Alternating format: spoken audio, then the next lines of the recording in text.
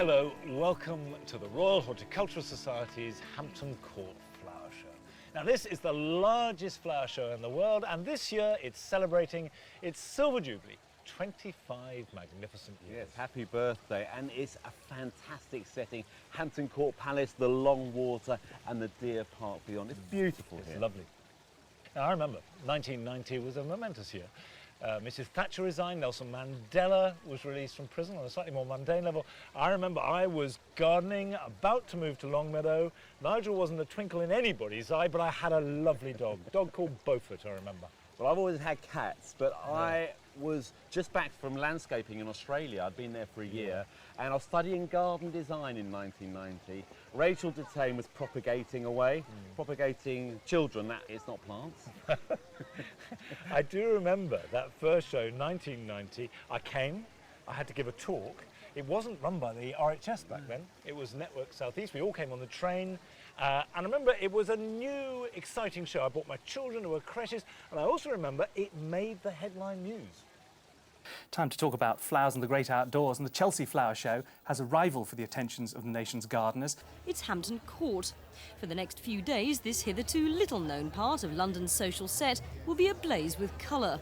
With 500 exhibitors from all over the world on a 20-acre site, Hampton Court comes hard on the heels of the Chelsea Flower Show. Seeing that news clip brings back very clear memories of the show to me. I've got the original catalogue here. Wow, with the Tudor rose on the front. It's on the front, and inside it, two things. There you are, stand MM34. Carol Klein, spelt wrong. Should be here too on Wednesday, spelt right, looking right, acting right. And on an earlier page, you've got there 3:30 to 4:30. Montague Don, spelt correctly, I believe. Speaking about development of a kitchen garden, that was a long time ago. But I was here, and Carol was here, I remember it well. Well, if you've got any memories or even pictures from Hampton Court Palace Flower Show over the years, then we'd love to see them. Send them to us on Twitter at #BBCMyHampton.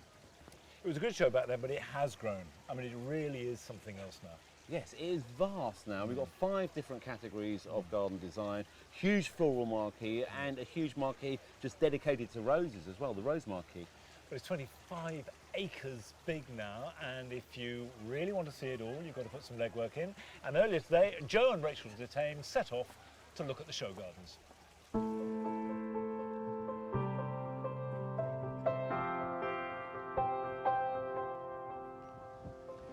Information alone can never become knowledge, and knowledge never becomes wisdom without some kind of rooting in the good soil of experience. Well, what a great quote. And this garden is designed by 2 new designers. They've never designed a garden before, never built one, let alone a show garden, and they've done a great job.